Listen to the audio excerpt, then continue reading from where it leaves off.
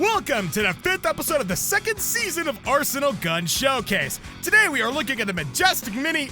Ordinary, why are you looking at me like that? No, I'm not reading from the description. I would never, man. Okay, Ordinary's giving me that disappointed dad look. So, let's just roll the intro, okay, Ordinary?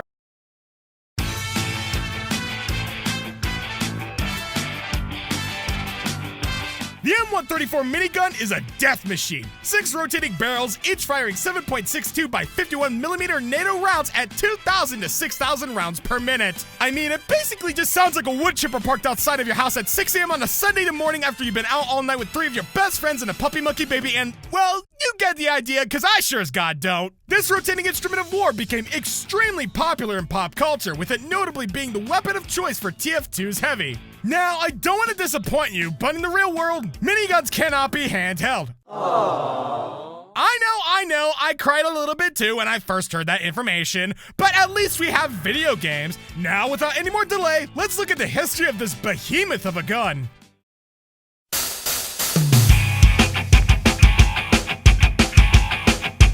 The idea for an electrical rotary gun was spearheaded by Richard Jordan Gatling in the late 1800s.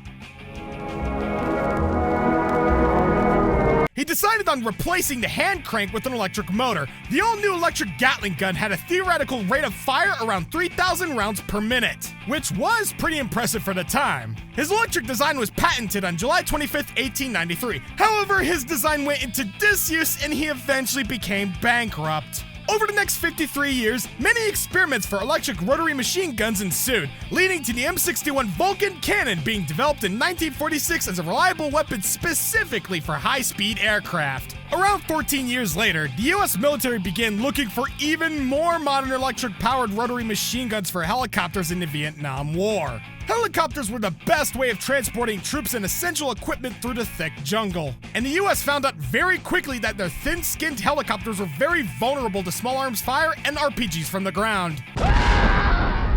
And while most were equipped with single-barrel machine guns, they struggled to defend against attackers below the jungle canopy. Then General Electric came to the military's aid and manufactured a scaled-down version of the Vulcan M61 cannon that was designated the 𝘂𝘪𝘴𝘪𝘴, aka the minigun. It could fire at about 6,000 rounds per minute without overheating. It was mounted on several helicopters, not only to defend them from ground attacks from the enemy, but to also provide air support for their own ground troops. Later on, it even found its use in ground situations, and even in naval battles on small vessels. Of course, the concept of a somewhat portable, high-powered rotary machine gun proved to be very popular in Hollywood, appearing in several smash hits like Apocalypse Now, Rambo First Blood Part 2, Batman, Something's in my ass, 1989 version, and Terminator 2 Judgment Day. The 𝘂𝘪𝘴𝘪𝘴 also appears in multiple different hit video games like Battlefield 2, Grand Theft Auto 4 and 5, Left 4 Dead 2, Call of Duty Modern Warfare 1, 2, and 3, and like I previously mentioned, TF2.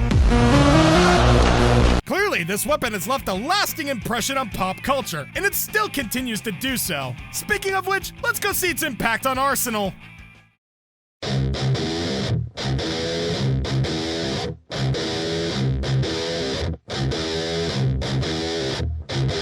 The minigun was added on the update that gets mentioned in almost every video on this channel, the Mega Update 27th November 2018.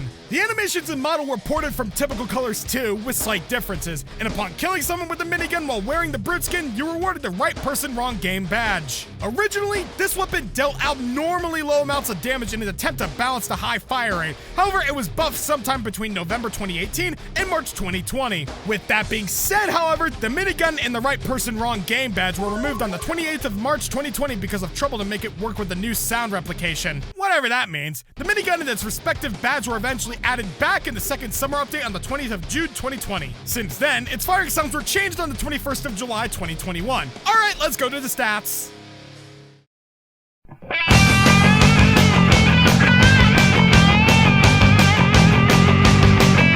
The not-so-mini minigun is a crazy good gun in-game. I mean, by looking at it, you can already gather that. Its fire rate is incredible. It has an ammo pool of 800 rounds, the biggest of any gun in the game, and its spread penalty deducts itself after 2 seconds of revving, making it the only weapon in game that spread decreases after shooting. That being said, it does have its downsides. It requires you to rev it up before firing, and your movement speed when revving up is way slower, although it is not fast in the first place. It also has low minimum damage, though that doesn't really matter because of its high fire rate. And it has high recoil. What is that? The best way to use this weapon is to engage at long ranges and rev it up before shooting so the spread can lower itself over time. Or alternatively, you could just jump into a crowd and start spraying and praying. But unless if you're playing against literal earthworms, that probably won't work. Just play it safe and you'll be safe. Got it? And that's a wrap! Someone should count how many times I said minigun this episode. Anyways, thanks for watching this episode on the Majestic Mega Minigun. If you like this episode, make sure to like, comment, and subscribe. If you're one of those Spanish comment bots that keeps posting phishing links in the comments, just move along and try scamming the elderly instead.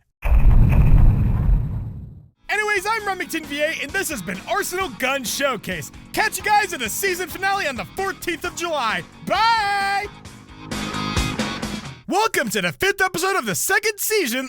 Season? Huh.